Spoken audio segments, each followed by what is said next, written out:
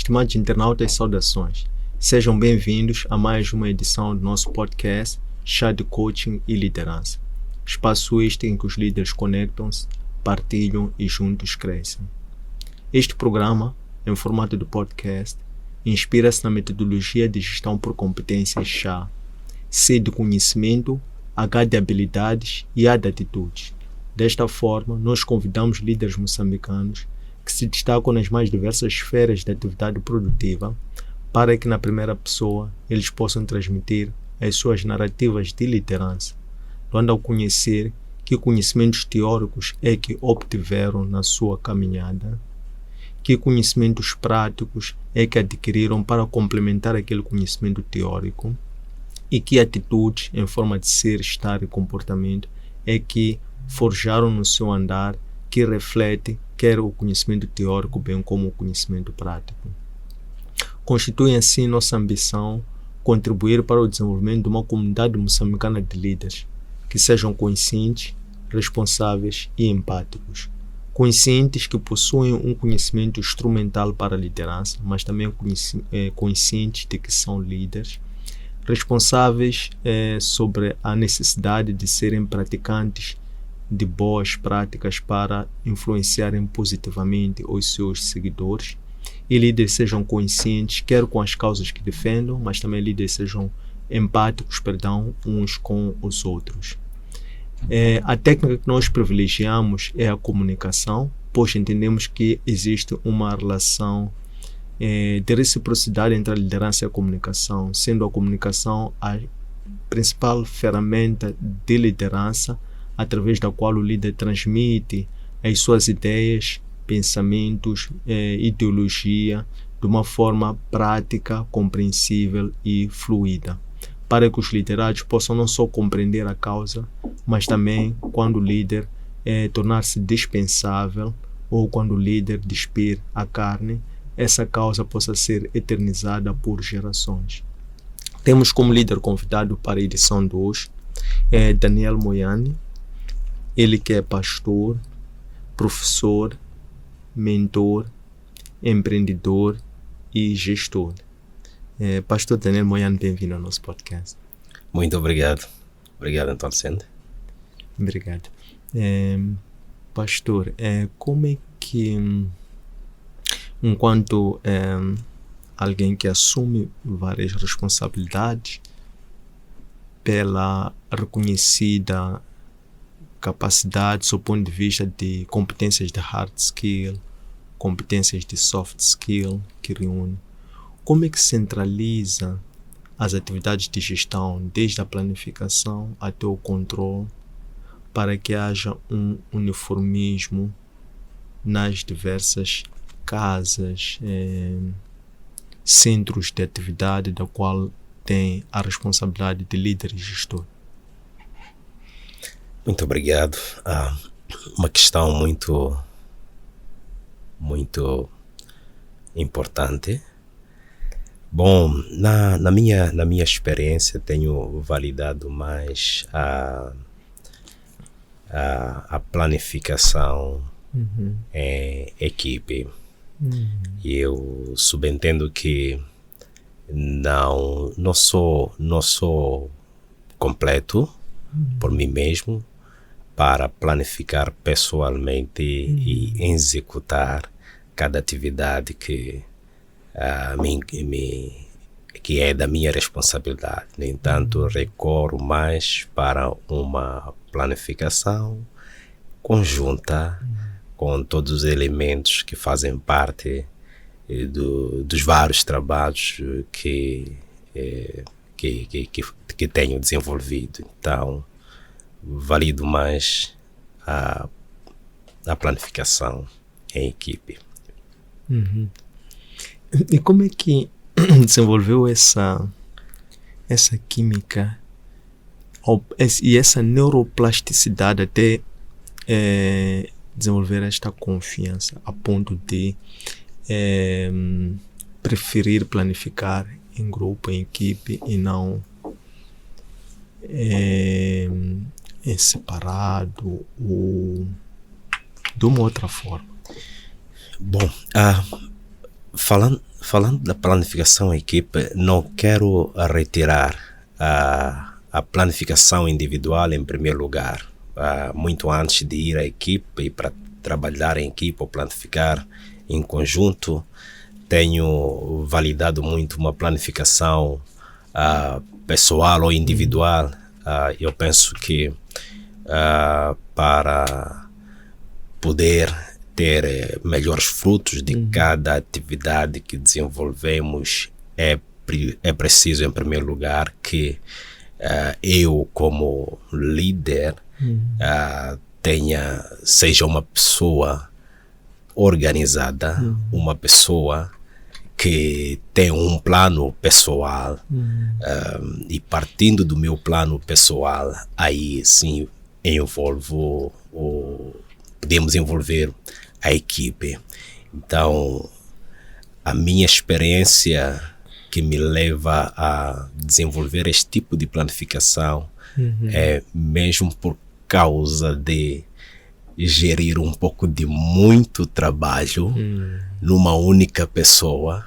Então, subentendo que não é possível em algum momento, é muita pressão, é muito trabalho. Então, para uma única pessoa é praticamente impossível. Então, acabei desenvolvendo esta química de planificar em equipe para poder termos o trabalho execuível em todas as dimensões. Então, é desta forma que me surge esta química de planificar em equipe. Mas, antes de mais, requer uma planificação individual. Gasto tempo, considero a planificação, porque o sucesso de qualquer trabalho que nós desenvolvemos depende da planificação. Boa planificação significa bons frutos, enquanto que quando não haver a planificação, significa também não trabalho. Quer dizer, o trabalho em si depende da planificação. Se não planificamos, estaremos a fazer qualquer coisa, mas eu penso que não chamaríamos isso de trabalho, porque não terá nenhuma base, não terá nenhum objetivo, não terá meios ou caminhos para a execução desse mesmo trabalho. Então, é preciso que sejamos, antes de irmos à equipe, em primeiro lugar, sejamos pessoas ou responsáveis, líderes, que pautam pela planificação. Excelente. Gostei desse modelo cascata, planificação pessoal antes da coletiva, sem haver um necessário distanciamento entre esses dois momentos, mas porque o grupo é a soma das partes, como que é levar uma preparação prévia para depois, em sede do grupo, validar. Onde é que o líder e com quem, quais foram as suas primeiras referências de liderança? E quem que o incutiu esta disciplina, esta atitude de organizar-se, organização pessoal? Assim, a nível das primeiras vivências, primeiras relações, quais são as primeiras referências e em quem é que bebeu esta necessidade deste processo de planificação primeiro individual para depois coletivo? Uau, uma pergunta mais interessante ainda, que tenho mesmo uma resposta que é minha. Então, eu tenho o meu pai biológico, mas o meu pai biológico é o meu pai na fé, é o meu pastor. E o meu pai é um homem, em primeiro lugar, que eu tanto o admiro pelo jeito dele de ser como pessoa, mas também o admiro a liderança dele, ou a capacidade de liderança dele, é um líder, e desde a minha infância eu apreciei sempre o meu pai. Então, apreciando o meu pai, inclinei-me muito naquilo que ele é, e eu quando crescia dizia, não, quando eu crescer eu quero ser como o meu pai. Por pastor que ele era nessa altura, então eu já alimentava dentro de mim em algum momento, quando eu crescer também quero ser pastor. Então, uma das coisas que eu tanto admiro deste homem é o seu jeito, o seu caráter, sua forma de ser uma pessoa simples, mas uma pessoa comprometida com a verdade, uma pessoa real, uma pessoa que eu digo, tiro o chapéu, usando esse termo, tiro o chapéu. Então, ele é uma pessoa organizada. Ele não somente é um líder, mas também é um profissional. Então eu apreciei desde a minha infância esse lado dele, de ser um homem trabalhador e ser um líder religioso. De como ele geria esse trabalho todo. Ele acordava de manhã, ia ao trabalho, mas ele assumia também outra responsabilidade, que é a igreja, e via o envolvimento dele na igreja, muita coisa que ele fazia. Então eu olhava para isso e eu aprendi alguma coisa. Onde o meu pai está, é lá onde eu também me encontro, tipo Moisés, Josué, por aí. Então eu fiquei muito influenciado pela vida do meu pai, aprendi muito do meu pai, e quando trata-se da planificação, também é uma pessoa que me inspira bastante, e que dele aprendi muito, e sou fruto daquilo que aprendi dele. Mas quando também olhamos para a planificação em equipe, eu fiz parte de uma das minhas formações, que é gestão desportiva. E então aprendi muito o significado de uma equipe. Aprendi muito o quão uma equipe é forte, o quão uma equipe do trabalho é capaz. Então, na base desse conhecimento todo que adquiri quando da minha formação, eu acolhi aquilo que é útil, e eu disse, e eu em algum momento nas minhas atividades eu vou validar isto, vou readaptar isto para poder ser bem sucedido. Há um provérbio que eu gosto muito, que vai dizer: if you want to go fast, go alone. If you want to go far, go together. Isto é, se quer ir longe, vamos juntos, mas se quer ir correndo, vá sozinho. Significa que em algum momento pode tropeçar correndo e não irá chegar ao seu destino. Mas se quer chegar ao seu destino, então vamos juntos.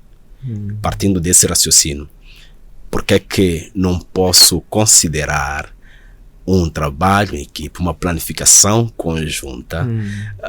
Isso me remete também em vários trabalhos que eu estou envolvido. Realmente eu preciso da equipe. Eu preciso não planificar somente do meu lado, mas preciso da equipe para que o trabalho seja execuível. Então é por aí. Mas deixando mais uma vez claro que o meu pai é o influenciador, quando falamos da planificação, é a pessoa quem eu admiro. Excelente. Falou-nos agora sobre a questão da equipe. E falando em equipe, há um termo que é usado, acho que as pessoas usam de forma às vezes consciente, às vezes inconsciente, dizem espírito de equipe. Olhando para a questão que disse, a sua atuação a nível de grupo, de equipe, como é que transmite esse espírito de equipe para que as pessoas possam acolher a sua cultura de trabalho, que é um trabalho voltado para os resultados, com inteligência, em ambiente em que as pessoas são diferentes, cada uma tem o seu nível de percepção, de adaptação, de compreensão, velocidade de execução. Como é que o pastor, enquanto líder de equipes, lida com isso? Eu levo o espírito de equipe para harmonizar essas situações e saber lidar também. Bom, uma das formas é o meu próprio envolvimento, em primeiro lugar. Então, eu não me apresento diante dos colegas do trabalho como chefe. Eu não sou chefe. Eu não sou chefe, mas eu sou parte destas pessoas aqui, dos colaboradores. Eu sou parte deles e eu quero que eles se sintam também como parte de mim, o que significa eu tenho um papel lá a prestar, assim como cada um de todos que fazem parte desta equipe do trabalho tem um papel lá a desempenhar. Estou a dizer o seguinte, o envolvimento da Marla, do Jaime é importante, porque o Jaime tem um pedaço vamos usar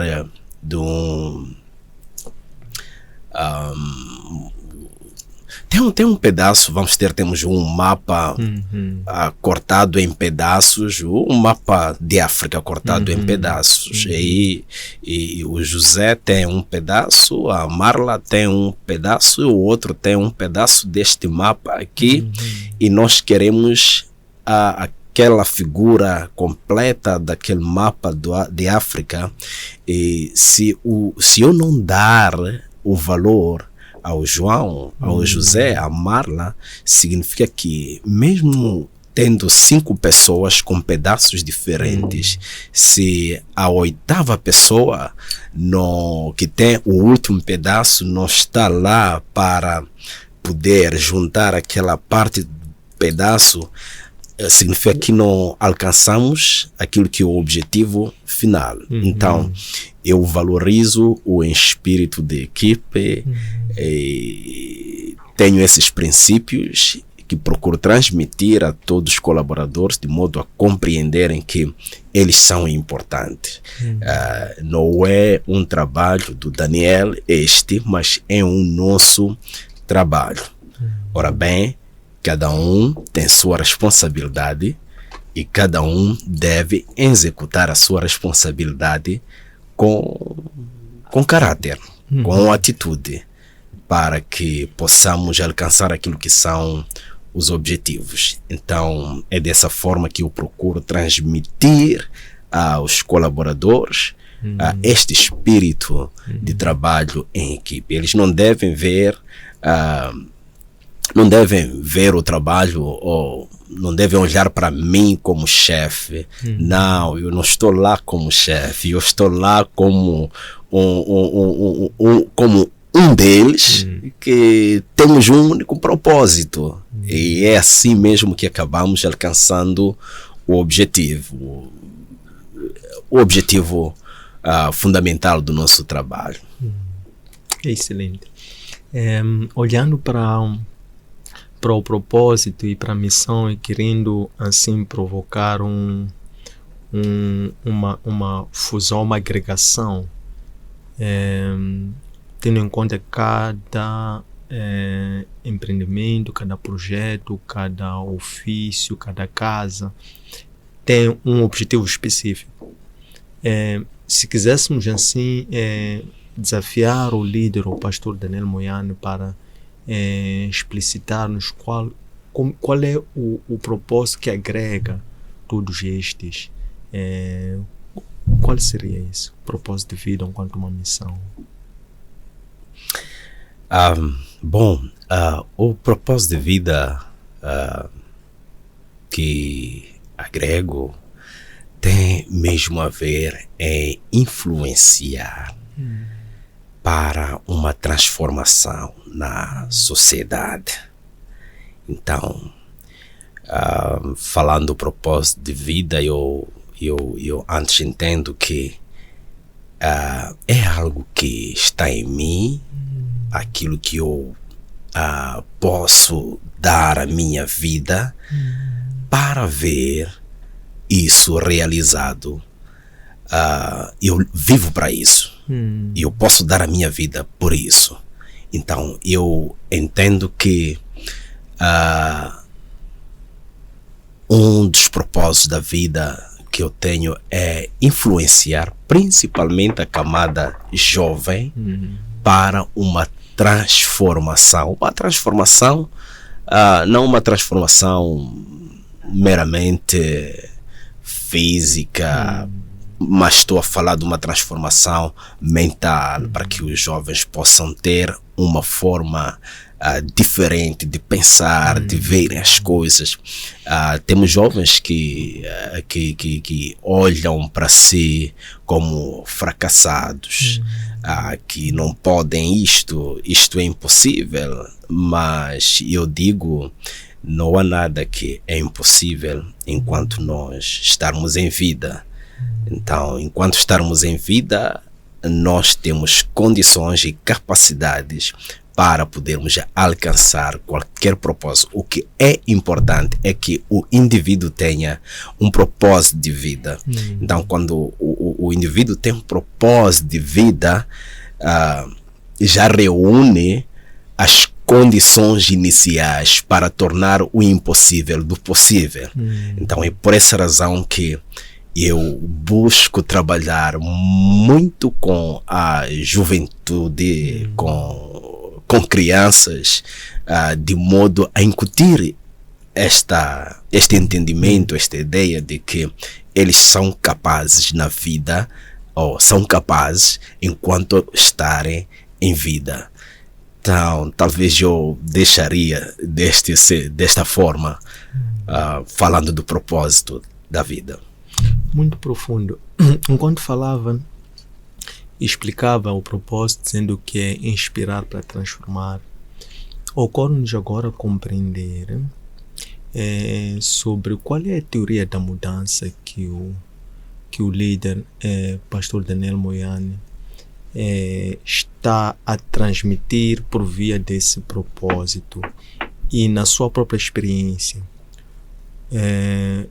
qual foi, por assim dizer, uma limitação existencial que encontrou e que teve que ultrapassar e que depois percebeu que então nada é impossível, porque conforme diz que inspira para transformar, para que os jovens acreditem que é possível. Então, qual é a sua teoria da mudança e que limitação existencial é que superou para conseguir transmitir esse espírito, as pessoas não só ouvirem que são capazes, mas também acreditarem que são capazes, porque sentem essa confiança, esse poder quando explica, por ter pessoalmente também ultrapassado? Boa e profunda questão. Bom, eu como Daniel atravessei momentos difíceis na vida. Momentos difíceis no sentido da experiência do trabalho. Tive muitos momentos de insucesso. Mas esses momentos todos de insucesso não foram a razão de eu dizer que não posso continuar, eu desisto. Então eu fui sempre resiliente. Lembro quando recentemente iniciei um dos trabalhos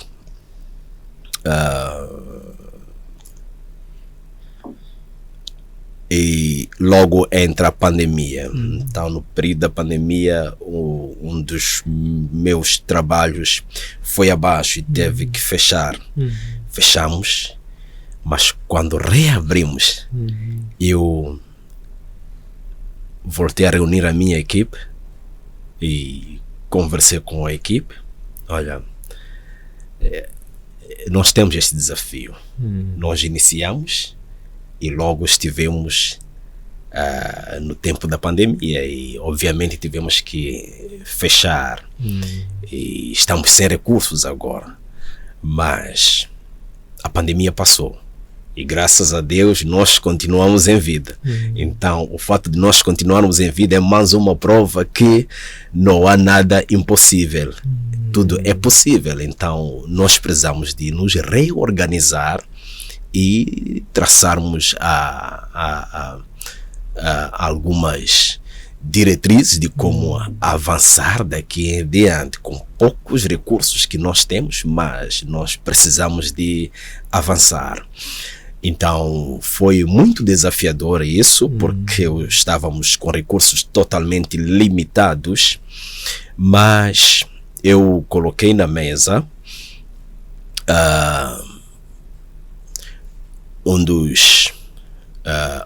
uma das passagens bíblicas que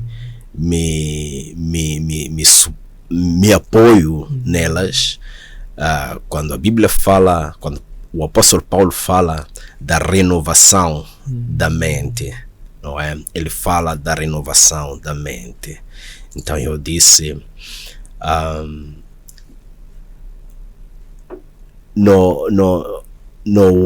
não há nada que possa nos parar, interromper a nossa caminhada, mas sobretudo a mudança da nossa mente. Nós precisamos compreender dentro da nossa mente que o que havíamos conquistado foi fruto do trabalho e dedicação.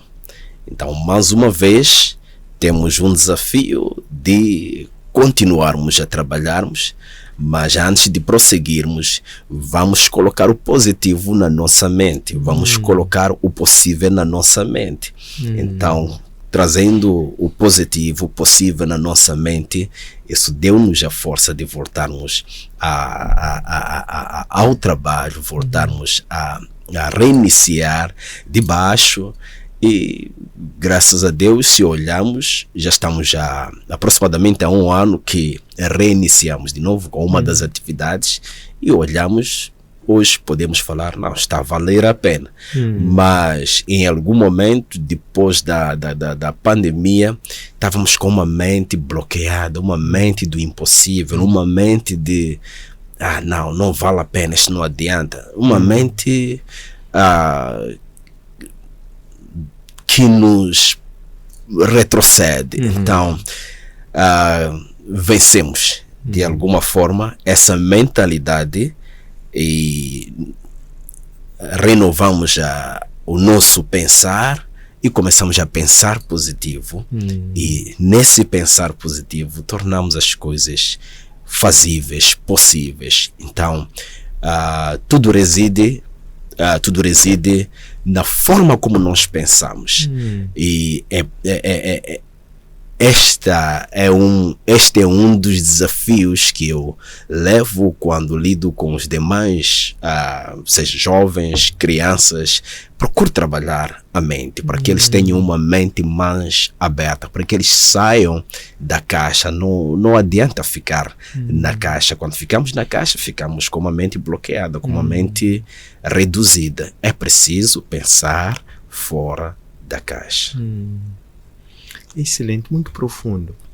Essa questão da renovação, transformação da mente, o pastor Ben dizia que em face à pandemia que criou de sabores para todas as pessoas, não houve quem ficou impune, isso gerou uma certa negatividade. Então, ao ter apercebido que aquilo que era um impedimento para aquela atividade específica, que eram as limitações, as proibições das pessoas se juntarem, quando terminou este período, então percebeu que aquilo que era um impedimento para estarem na atividade já não seria mais um impedimento. Então depois usou uma expressão, disse colocar pensamento positivo na mente. Eu queria perceber o seguinte, como é que se coloca pensamento positivo na mente, e relacionado a isto, em que isso mudou na forma como o pastor Daniel passou a modificar ou adaptar a forma como mobiliza recursos, pessoas? O que aprendeu da pandemia no que concerne a renovação da mente e na estratégia de mobilização de recursos, parceiros, divulgação da visão? Que transformações é que experimentou e tem estado a transmitir para o treino?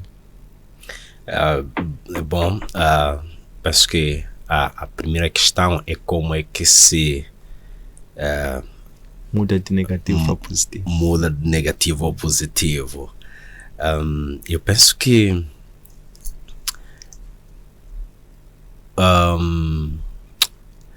é uma atitude. Nós precisamos de uma atitude mental. Nós precisamos de olhar para os desafios não como problemas. Existem desafios na vida, mas também existem problemas. Então, às vezes nós colocamos problemas e confundimos problemas com desafios. Mas desafios são obstáculos que aparecem na jornada da vida. E é preciso tomar nesses desafios da vida e na positividade. Mais uma vez, volto a falar da positividade. Eu vejo um obstáculo aí, mas um obstáculo não é algo impossível de eu ultrapassar. Então eu devo olhar para o obstáculo como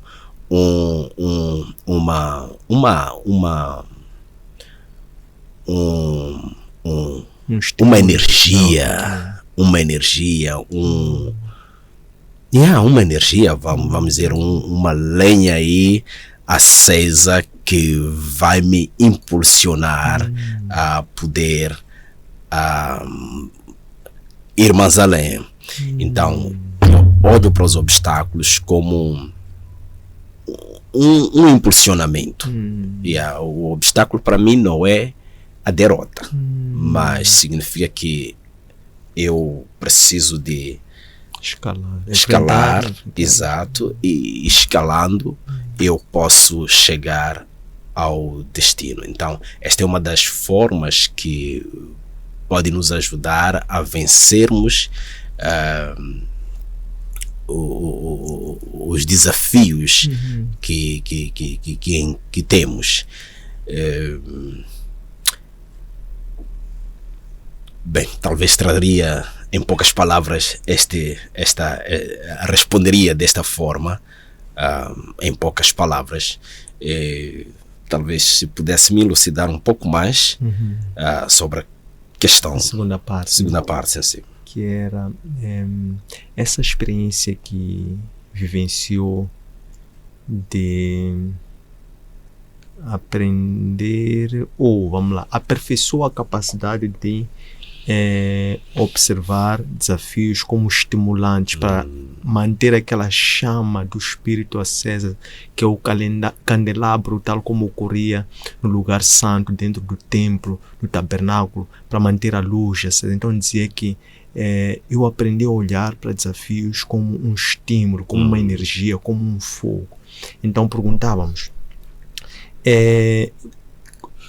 como é que isto aprimorou a habilidade de mobilizar recursos numa realidade em que os recursos tornaram-se mais escassos, sobretudo os recursos financeiros.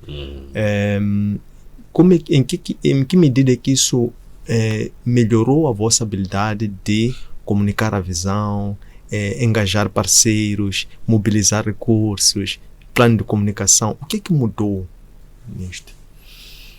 Eu creio que tomamos sim como ponto de partida o tempo de pandemia. Influenciou muito de forma negativa para essas dificuldades. Então, depois da pandemia, realmente caímos numa realidade onde temos recursos de forma difícil. Não é uma tarefa fácil hoje angariar recursos para podermos desenvolver o trabalho, nossas atividades que temos desenvolvido. E esta não é uma tarefa fácil. Porém, nós, conforme dizia, que olhamos para isso não como um problema. Não é um problema. Escassez de recursos não é um problema, mas é um desafio. Estamos a dizer que não é impossível e não está a ser impossível. É difícil hoje em dia podermos angariar recursos financeiros, principalmente para pormos em dias nossas atividades, mas em simultâneo tem sido possível. Por que tem sido possível? Para o meu caso e na minha experiência, eu reconheço que os recursos financeiros não são meramente nossas. E o propósito da vida meu não é meramente meu. Então, o que significa, tem alguém que é dono de tudo isso. Tem alguém que dá-nos o desafio na vida de uma missão, de uma vida com propósito. Então, estou a falar daquele que é Deus, daquele que é dono da nossa vida em primeiro lugar. Então, ele sendo Deus, sendo dono da visão, sendo dono dos recursos todos, no meio das dificuldades, no meio dos desafios que enfrentamos, ele tem feito o caminho. Ele tem nos ajudado no meio disso. Eu, usando a minha experiência na angariação de recursos financeiros, é um dos desafios estes que em algum momento eu próprio, em algum momento eu disse, não, isto não está para mim. Não está para mim. Mas há uma coisa, sempre que eu desisto na busca de recursos, e em algum momento eu digo, não, isto não é para mim, eu não vou fazer isto. Exatamente nessa altura há uma porta que se abre e há sempre uma providência de recursos para um determinado trabalho. Bom, eu tenho muito a contar aqui, porque esta é uma experiência de vida. Eu lembro-me num dos trabalhos que temos feito através do futebol, lá nós dependemos da angariação de recursos para a execução das nossas atividades. Por vários anos e muita experiência no trabalho, eu não consegui em algum momento eu desisti. Em algum momento eu assinei uma carta e eu renunciei, porque é difícil termos um trabalho execuível sem recursos, sobretudo financeiros.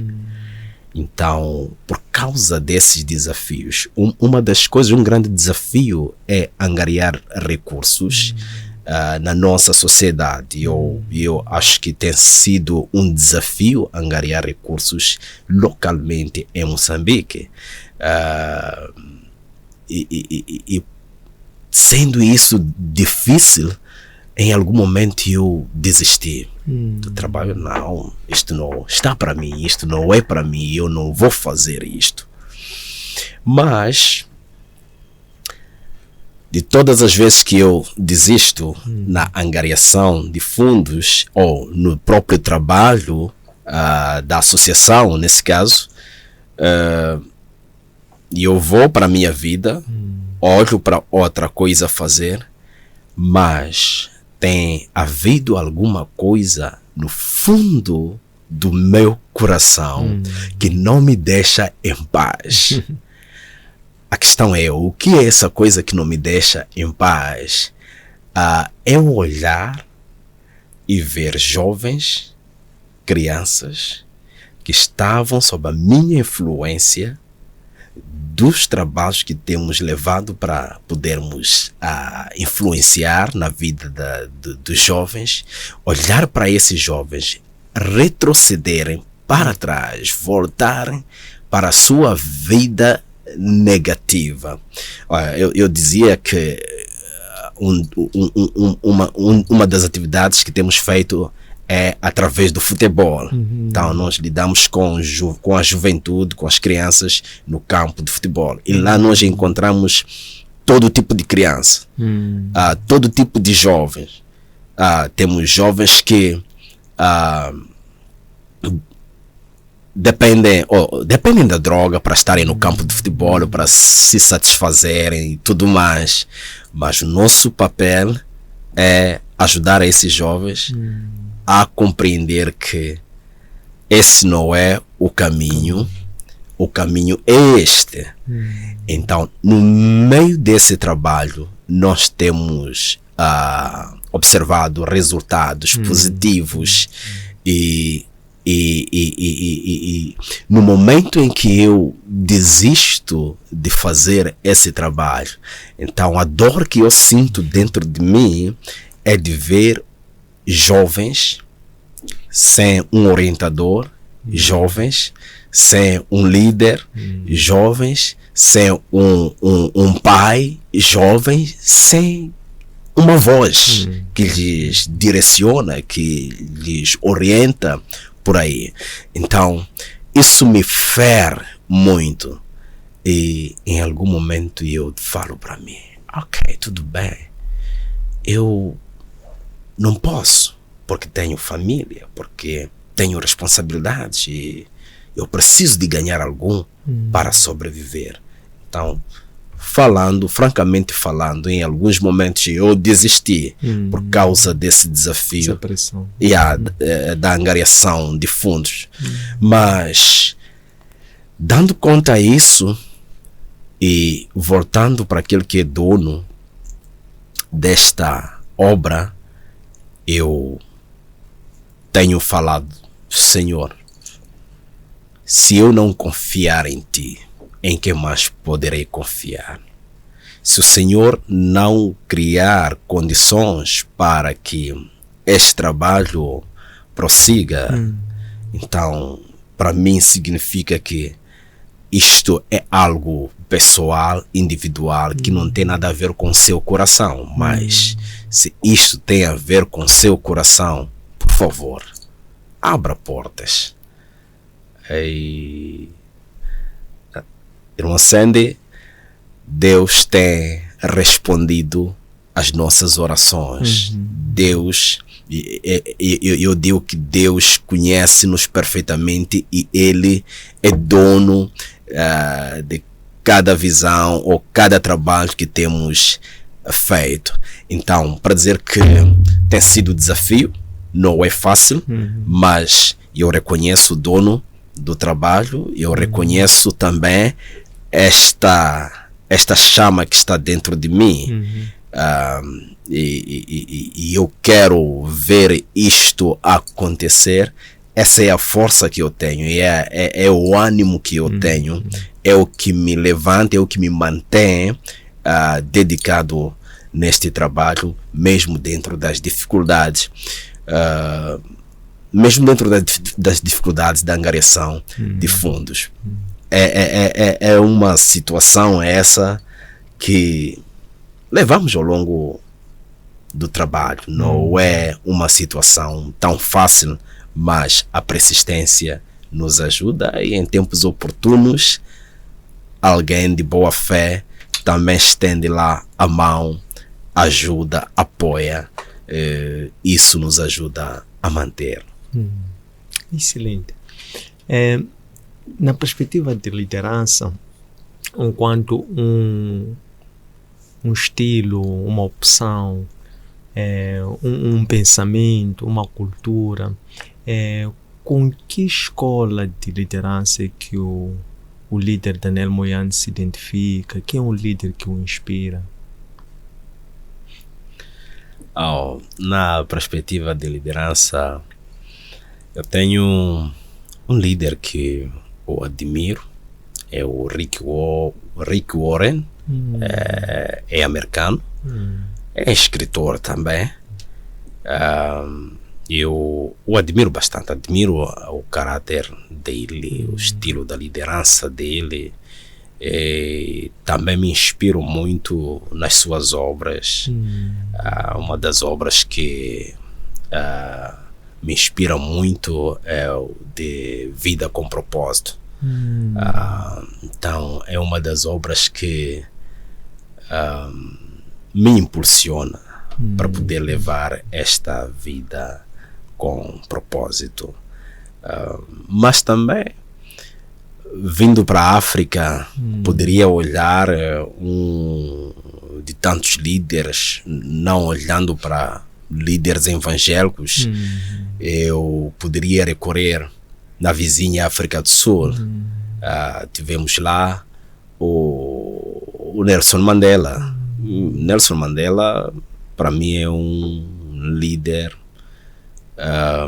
encorajador, é um líder espelho, é um líder que, sim, vale a pena. Precisávamos de mais líderes como ele, e é por essa razão que me inspira e procuro, de certa forma, seguir algumas ideologias deste líder. Excelente.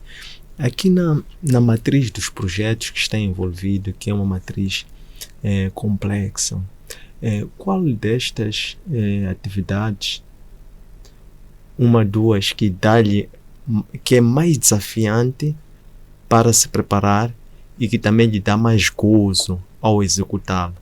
Diríamos aí que tem um maior risco, mas o retorno depois compensa é resultado desta preparação, porque a gente vê que é algo muito desafiante, que também existe também uma grande preparação, mas em função dessa grande preparação, pelos resultados que obtém, também lhe dá um grande retorno, que lhe dá um grande encorajamento, e assim reciprocamente. Quais seriam talvez uma ou duas dos vários projetos, atividades que executa? Quais são as que mais lhe desafiam? Bom, das várias atividades que eu executo, tenho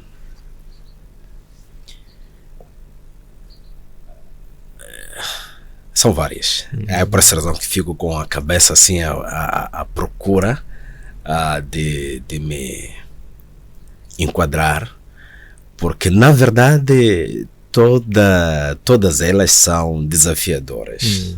Todas elas são desafiadoras. Mas eu olho mais para a liderança. Olho mais para a liderança como uma inspiração. Estou a falar da liderança cristão, religiosa, como pastor. Então é uma inspiração. Eu aprendo muito lá dentro, aprendo muito, e tudo que eu aprendo lá como pastor, líder da igreja, tudo isso vem a servir como um fermento para o resto das atividades, dos trabalhos que eu executo. Estou a falar na área do empreendedorismo, entre outras áreas sociais. O trabalho pastoral que eu faço é desafiador. Não é uma tarefa fácil. Para alguns pode até parecer, mas não é uma tarefa fácil. Por quê? Porque não é uma atividade meramente humana, mas é uma atividade divina. Ser pastor é um chamado, onde estamos para responder com o chamado do reino. Eu nunca estive nos céus. Seria mais prático eu saber gerir as coisas desta terra. Seria mais prático eu saber lidar com uma e outra coisa desta terra, e não coisas divinas, ou assunto divino, ou uma obra divina. Então, para dizer que esta obra divina, este trabalho de Deus é um trabalho muito desafiador. Por quê? Porque exige não somente as minhas capacidades, mas exige primeiro o meu apuramento para com Deus em primeiro lugar. Então, só esse apuramento, eu com Deus, já é uma escola para mim.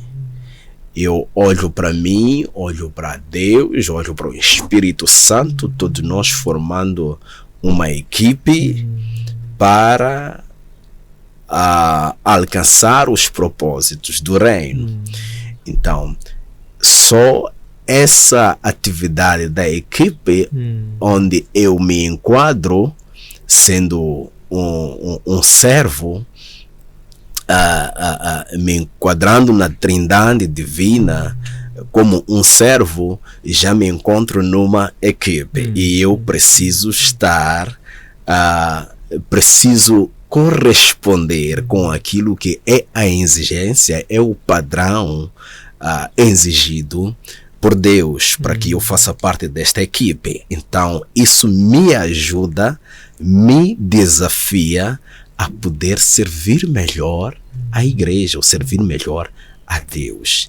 Então, partindo dessa ideologia, dessa equipe, eu, Deus, Espírito Santo, Filho, e eu também fazendo parte desta agenda, isso me traz mais uma vez no espírito de equipe para o sucesso de vários desafios que eu tenho nos demais trabalhos que eu faço. Então, para dizer que a igreja, a liderança da igreja é que é um desafio para mim, mas também é uma escola, é um alinhamento, é uma inspiração, é um modelo para o sucesso do resto das atividades que eu faço. Tenho uma colega que diz: eu não sei se vou tratá-lo de pastor, vou tratá-lo de chefe, vou tratá-lo de pai. Ela diz que não sabe. E eu olho para ela. Tem toda a razão, porque É tanta responsabilidade aqui e há muita incumbência aqui, mas tudo bem. Onde é que você se enquadra? Ela diz: quando eu olho para ti, eu não olho para um chefe, eu não vejo um chefe, eu olho para ti, vejo um líder, vejo uma pessoa que é um orientador para nós. Gostaríamos que pudesse ter o espírito de chefia, mas de ti não há isso. Então temos olhado para uma coisa diferente. Então é por aí que eu digo, olhando para tudo isso, a igreja é um modelo para mim. O negócio de Deus é um modelo para mim, para o resto das outras áreas. Excelente. Enquanto um líder que está em constante aprimoramento, até mesmo para questões de buscar, como dizia, as atitudes da Trindade, como o apóstolo Paulo diz, ter as mesmas atitudes de Cristo, ter os mesmos sentimentos de Cristo. Ele referia-se, por exemplo, ao hino messiânico. E a necessidade também de esse trabalho constante em si, de desenvolver as virtudes e trabalhá-las para mantê-los, de forma a assegurar esta proximidade, uma vez que Deus é santo, também exige isso de quem o serve. Gostava de perceber, se houvesse uma, duas coisas em si que gostava de mudar. É verdade que a sua genuinidade também tem as suas vantagens, mas se houvesse essa possibilidade também de mudar, o que seria uma, duas coisas, caso ocorra? Boa pergunta, obrigado. Uma resposta muito simples e direta: se eu pudesse mudar alguma coisa no meio de tudo e eu tivesse uma oportunidade de colocar uma das coisas do lado, seria mesmo o cargo pastoral.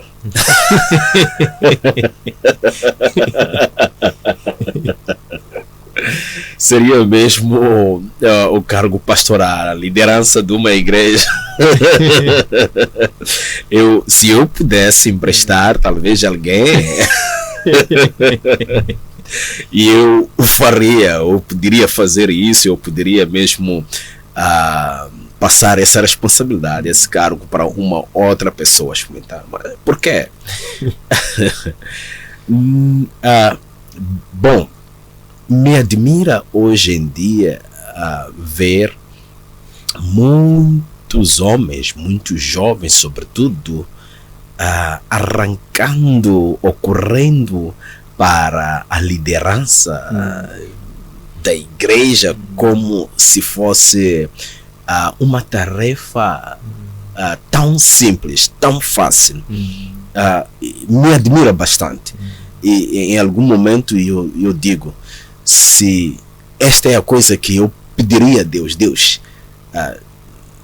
permita-me eu emprestar a alguém esta responsabilidade. E também há muitos que estão a emergir nesta responsabilidade aqui. Então permita-me que eu possa passar, porque eu tenho vivido o quão difícil é liderar um ministério. Não é uma tarefa fácil para algumas pessoas que estão por fora, que pensam que é mais uma atividade de passar tempo. Não. O ministério não tem nada a ver em passar tempo. O ministério exige tudo do chamado de ti. Se você é um líder, você precisa ser líder, não aqui, não pela fala ou por palavras, mas você precisa ser líder, por exemplo. E ser líder, por exemplo, é a coisa mais difícil. É a experiência mais difícil que eu tenho. Por quê? Porque eu não vou transmitir um ensino, ensinar ao público, às pessoas, olha, não se prostituir, por exemplo, mas pelo contrário, eu dou uma meia volta, eu estou lá a me prostituir. Não roubar. Olha que quando falamos de roubar parece uma palavra tão simples, mas é é algo muito profundo. Que roubar não falamos de uma pessoa que rouba que está à vista das pessoas, mas há pessoas que roubam e pensam que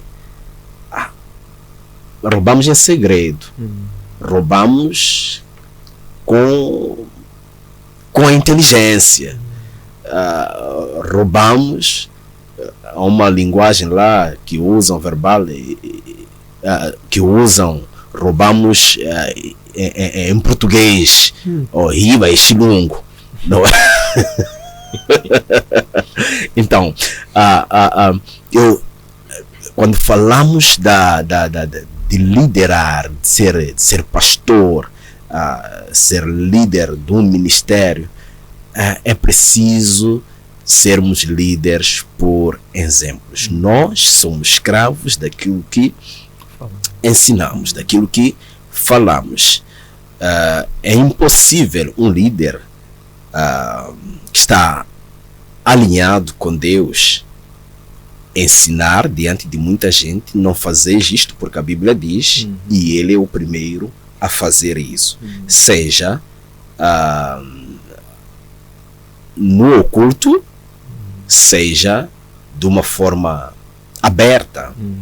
Então, se um líder tem esse tipo de característica ou de comportamento, então já deixa duvidar. Esse líder não sente e não sabe o peso da liderança. Mas um líder que lidera por exemplo, é um exemplo da sua liderança, sabe qual é o peso da liderança.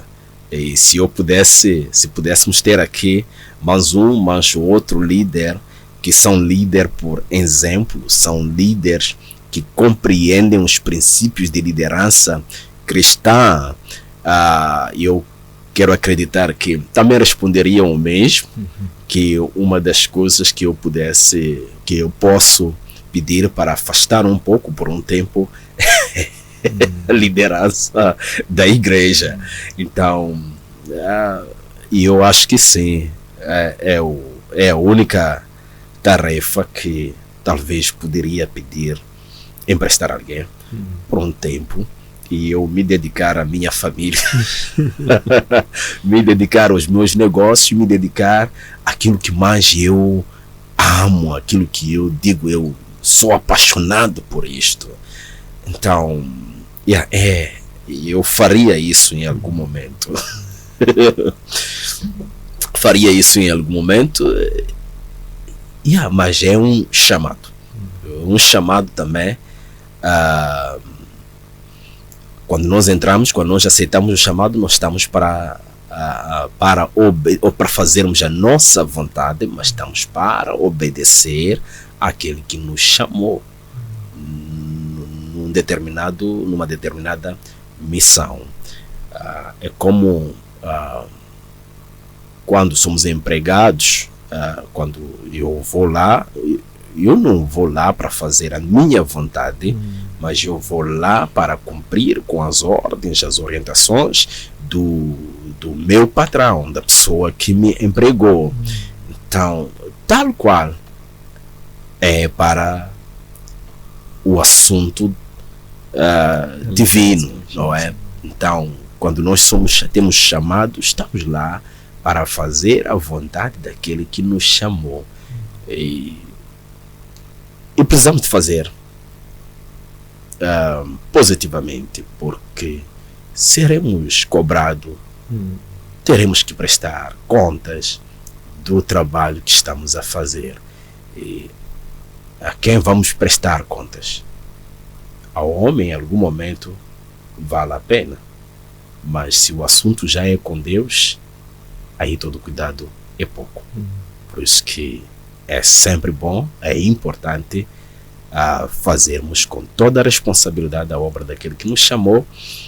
E talvez eu possa responder até aqui, eu posso comentar até aqui. Obrigado. Excelente. Obrigado por esse respaldo sobre as consequências da disciplina, de aceitar e o impacto da disciplina da cruz. Porque o tempo já está assim a chegar ao seu limite. Gostávamos de compreender naquela planificação pessoal que faz em jeito de preparação para depois ir se juntar à equipa em separado, quais são as práticas, os hábitos que desenvolveu para que de uma forma consciente se prepare do seu ponto de vista mental, emocional, espiritual e físico para o dia a dia?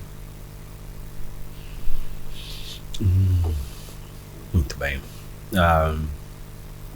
Estamos a falar das práticas que eu tomo em consideração para a preparação emocional. Uma das práticas que eu tenho tomado é fazer de tudo para que eu comigo mesmo esteja bem em primeiro lugar. Mas eu compreendo também, querendo dizer que aqui também entra a família. Entra a família. Por que digo entra a família? Porque o nosso bem-estar emocionalmente nessas áreas todas depende também de uma certa origem. Então, eu olho em primeiro lugar a minha família. A minha preparação parte daqui da família. O que significa eu faço de tudo para ver a família bem, e estando bem a família, automaticamente eu também encontro-me com a minha mente preparada para a planificação e pessoal, e em todas estas áreas eu ter um bom retorno da minha própria planificação. Então eu olho em primeiro lugar a família, o meu relacionamento com a família. Quando falo da minha relação com a família, falo mais da minha conexão emocional com a família. Olha, quando falamos da conexão emocional com a família, em algum momento nós nos apresentamos na família.